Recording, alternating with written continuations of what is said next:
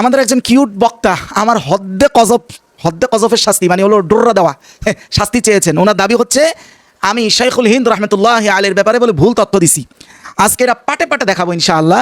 দেখেন ওনার জুতার মালা দেওয়ার কথা ওটা উনি দেন নাই, আলহামদুলিল্লাহ এটা ওনার ব্যাপার। উনি নিজের জুতার মালা নিজেই দাবি করছেন, আবার নিজেই অস্বীকার করে এটা দেন নাই। ওইটা বাদ দিয়া উনি আমার হদ্দে কজব চান। আসলে এই হদ্দে কজব চাওয়ার মধ্য দিয়ে যে কতগুলো মূর্খতা প্রকাশ পেয়েছে আমার এই দিনই প্রিয় ভাইয়ের। সূরা নসরে মাওলানা মওদুদী সাহেব যে তাফসীরটা করেছিলেন এটা ছিল এরকম যে আপনার উপরে যে সকল নবুয়তের খেদমত আপনার উপরে দেওয়া হয়েছিল ওগুলো করতে গিয়ে जो ভুল চুক ইয়া কোতাহি भी हुई है, আপনার যে মানবীয় দুর্বলতা ভুল কোতাহি মানবী দুর্বলতা যেগুলো হয়েছে এগুলো থেকে আল্লাহর কাছে আপনি ক্ষমা চান।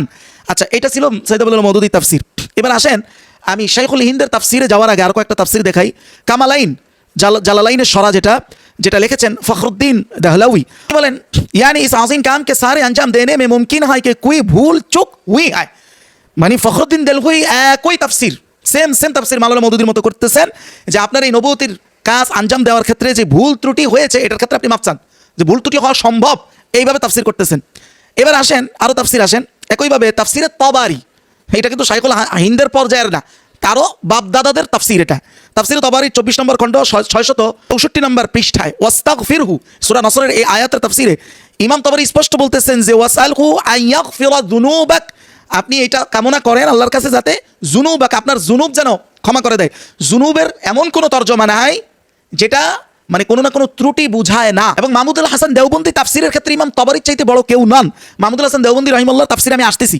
এবার আসেন তাফসীরে রুহুল মাআনি ইমাম আলুসি যে তাফসীর করেছেন আমাদের কাছে গ্রহণযোগ্য ইমাম, কিন্তু হানাফিদের কাছে ও ভারত উপমহাদেশ সব জায়গায় ইমাম আলুসি এ তাফসীর করতেছেন। তার তাফসীরে আলুসি 30 নম্বর খণ্ড 258 নং পৃষ্ঠা ওয়াস্তাগফিরহু আই উতলুব মিনহু, যে আপনি আল্লাহর কাছে চান কি জন্য আইয়াগফিরা লাক, যাতে আল্লাহ আপনাকে ক্ষমা করে দেয়। ওনাদের অভিযোগ হলো যে শাইখুল হিন্দ রহমতুল্লাহ আলাইহি রাসূলের ক্ষেত্রে গুনাহ শব্দ ব্যবহার করে নাই, আমি নাকি এটা ভুল তথ্য দিছি।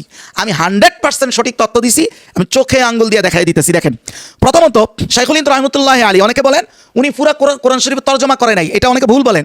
তর্জমা উনি পুরা কোরআন শরীফই করেছেন, পুরা কোরআন শরীফ, কিন্তু তাফসীর বা তালিক তাখরিজ এটা লিখেছেন শিব্বির আহমদ ওসমানী। উনি লিখেছেন ওনার এই তর্জমার উপরে তাফসীর। এটা মানে উনি কি ক্লাসে কয়েক ফারা তর্জমা পড়ায়া জীবনে মারা গেছেন? এটা কি? এটা তো ক্লাসের তাফসীর তর্জমা।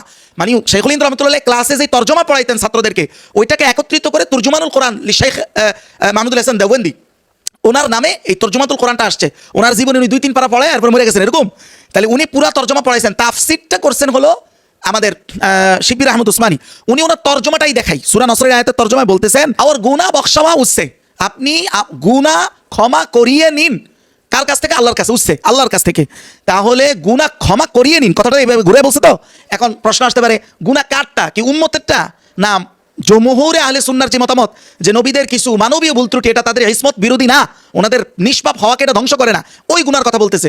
তাফসীরে উসমানীতে এইটার ব্যাখ্যা করেছে মূলত যে এখানে উম্মতের গুনাহ বুঝাইতেছে। এবার আপনি দেখেন এই ব্যাখ্যাটা সঠিক কিনা এটা বোঝার জন্য শাইখুল হিন্দেরই আরেকটা সূরার আরেকটা আয়াতের তর্জমা দেখলে আপনি বুঝবেন এখানে উনি কি বুঝাইতেছে, শুধু উম্মতের গুনাহ নাকি অন্য কিছু। আসেন একই তর্জমানুল কোরআন সূরা ফাতাহ 2 নম্বর আয়াতে বলা হচ্ছে যে উনি স্পষ্ট বলতেছেন মাফ করে তুঝকো আল্লাহ আগে হো চুকে তেরি গুনাহ, যে আল্লাহ আপনাকে ক্ষমা করুক যেই সকল তেরি গুনাহ বলছে, একদম তেরি, এখানে আর ব্যাখ্যা নাই, এখানে তেড়াবেড়া করার কোনো সুযোগ নাই, একবার তেরি বলে দিছে। তেরি গুনাহ মানে কি? আপনার গুনাহ। শাইখুল হিন্দের বক্তব্য, শাইখুল হিন্দের তর্জমানুল কোরআন আপনি দেখেন স্পষ্ট শাইখুল হিন্দ কথা বলেছেন।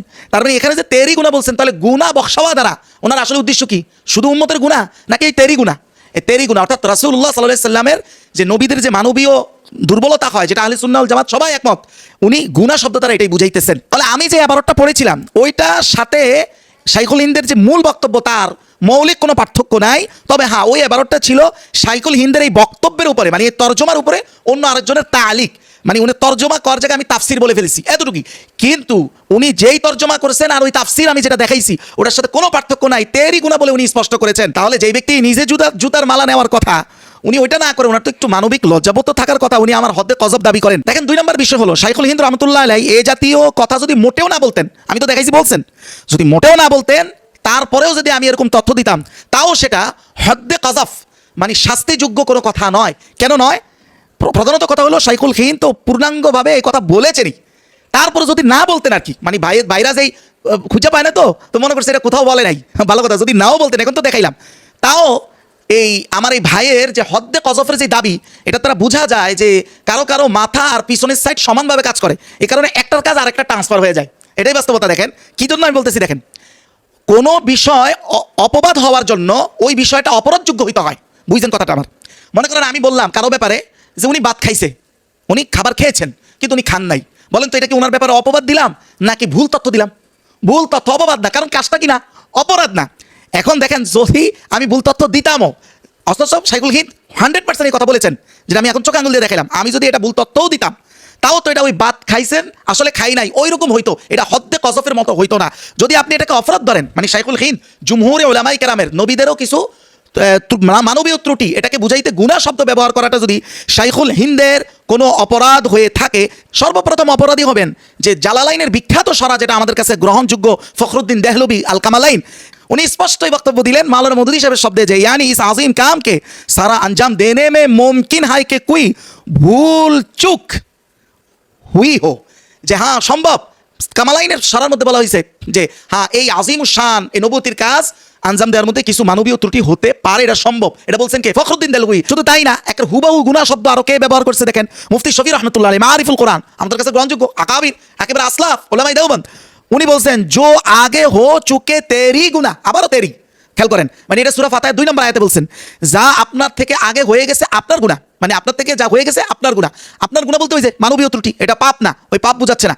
দেখেন একইভাবে এই শব্দ ব্যবহার করার কারণে যদি অপরাধী হয়, আপনি তাহলে শফি রহমতুল্লাহকে অপরাধী বলতে হবে। একইভাবে এই শব্দ ব্যবহারে যদি কাউকে অপরাধী বলেন, তাহলে আপনি হোসেন আহমদ মাদানীকে অপরাধী বলবেন। কারণ মাকতুবাত শাইখুল ইসলামে আমি স্পষ্ট জিলদে আউয়াল থেকে দেখাইছি, প্রথম খণ্ড 266 নম্বর পৃষ্ঠায় স্পষ্ট বলা হচ্ছে যে হযরতে মূসার কথাকে মার্ক করে উনি বলছেন যে হযরতে মূসা যে তার কিতাবুল্লাহকে ছুঁড়ে ফেলে দিয়েছেন, এই কিতাবুল্লাহ কো ফেকনা আর ও কিতাব जो खुद को दी गई, এটা ওই কিতাব যা ওনাকে দেওয়া হয়েছে, এটা कोई शुबा नहीं है ये किस कदर बड़ा गुनाह है, এটা কত বড় গুনাহ। এই কথা গুনাহ শব্দ বলেছেন বলে উনি ওনারটা ব্যাখ্যা করেছেন, কিন্তু গুনাহ শব্দ ব্যবহার করেছেন নবীদের শানে, তাহলে অপরাধী হলে উনিও অপরাধী হবেন। একইভাবে তাফসিরে তবারি যিনি লিখেছেন, যিনি উম্মাহাতুত তাফাসির একদম মেইন স্ট্রিম তাফসিরের কিতাব, তিনিও এই শব্দই লিখেছেন জুনুব। এই শব্দ ব্যবহারের কারণে, তাফসির করার কারণে একই অপরাধী, তিনি অপরাধী হবেন। শুধু তাই না, আমাদের গ্রহণযোগ্য ফতোয়ার কিতাব, যে ফতোয়ার কিতাব কোনো দেওবন্দির লেখা হয়তো সম্ভব না, ফতোয়া আলমগীরি, যেটা বাদশাহ আলমগীর দীর্ঘ বছরের পর বছর 500 জন আলেমকে দিন রাত কাজে লাগিয়ে প্রত্যেকটা মতামতকে আপনার ইজমা তাহকিকের সর্বচূড়ান্ত অবস্থাকে পাড়ি দিয়ে প্রত্যেকটা ইবারত বসানো হয়েছে এই ফতোয়া আলমগীরি। এই জন্যই ফতোয়া আলমগীরির বরাবর অন্য কোনো ফতোয়াকে মনে করা হয় না। সেই ফতোয়ার কিতাব স্পষ্ট, শুধু গুনাহ না, আরেক ধাপ বাড়ায় লিখছে, ওয়ালাউ ক্বালা লাম ইয়াসু হালাতান নবুওয়া ওয়ালা ক্বাবলাহা কাফারা লিআন্নাহু রাদ্দাল মানসুস। কেউ যদি মনে করে যে নবীগণ নবুয়তের আগে পরে ওনাদের থেকে কোনো, আমি এটার অর্থ করতেছি ত্রুটি, কিন্তু শব্দটা ইসিয়ানের শাব্দিক অর্থ পাপ, আমি শাব্দিক অর্থ নিচ্ছি না, আমি দেখাচ্ছি, আমি অপরাধ দেখাচ্ছি না, আমি দেখাচ্ছি যে এই শব্দ ব্যবহার করেও কেউ কেউ নবীদের ওই মানবীয় ত্রুটি বুঝাইছেন, যেই শব্দের ধারে কাছে কোনোদিন সাইয়্যিদ আবুল আলা মওদুদি যান নাই। এখানে ফতোয়া আলমগীরিতে বলা হলো যে নবীরা আগে পরে নবুয়তের কোনো ত্রুটি ওনাদের দ্বারা যদি হয় নাই এমন কারো আকীদা হয়, তাহলে সে সম্পূর্ণ কুফরি করলো, কারণ সে কোরআন ও সুন্নাহর নসকে অস্বীকারী। আপনি চিন্তা করতে পারেন, এই সিয়ান শব্দ ব্যবহার করছে, সেটা আমাদের উপমহাদেশের সবচেয়ে নির্ভরযোগ্য কিতাবে তারা ময়লা আর গন্ধ খুঁজা বার করে আমরা বের করি সাইয়্যিদ আবুল আলা মওদুদি এই বেচারা মাজলুমের কিতাব থেকে। তাহলে কথাটা এটাই দাঁড়াইলো, শাইখুল হিন্দ রহমতুল্লাহ আলাইহি গুনাহ শব্দ নবীদের ক্ষেত্রে ব্যবহার করেছেন, এটাই চূড়ান্ত কথা, চূড়ান্ত কথা। যদি তিনি ব্যবহার নাও করতেন, আমার তথ্যটা যদি 100% ভুলও হতো, তাও তো কথাটা অপবাদমূলক না, কারণ এত মানুষ গুনাহ শব্দ ব্যবহার করেছে, তাহলে তো অপরাধ সবাই হবে। আর যেই তথ্য অপরাধমূলক হয় না, সেই তথ্য দেওয়ার কারণে এটা অপবাদ হয় না, সর্বোচ্চ ভুল তথ্য হয় যেটা আমি দেই নাই, ভুল তথ্য আমি দেই নাই। তাহলে এই এতটুক যে বুঝলো না যে কোথায় হদ্দে কজফ আসে আর কোথায় হদ্দে কজফ আসে না, আমার মনে হয় আমার ভাইজান যদি নিজের ওয়াদা মতো এই জুতার মালাটা গ্রহণ করতেন, হতেও পারতো আল্লাহ এই ইলমটা ওনাকে দিয়ে দিতেন।